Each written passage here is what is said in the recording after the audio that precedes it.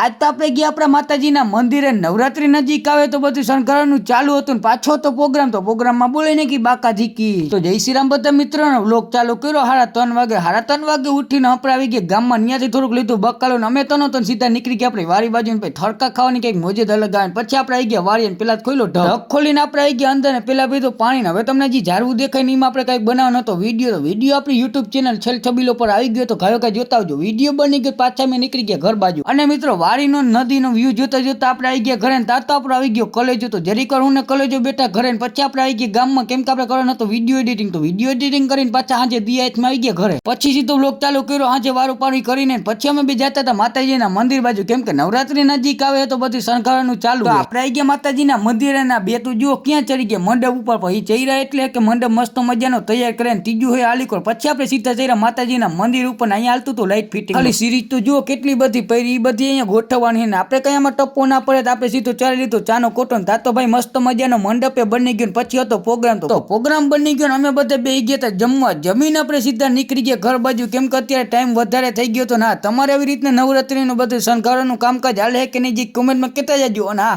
તમે યાર ફોલો કરતે તો ભૂલી જ જાઓ.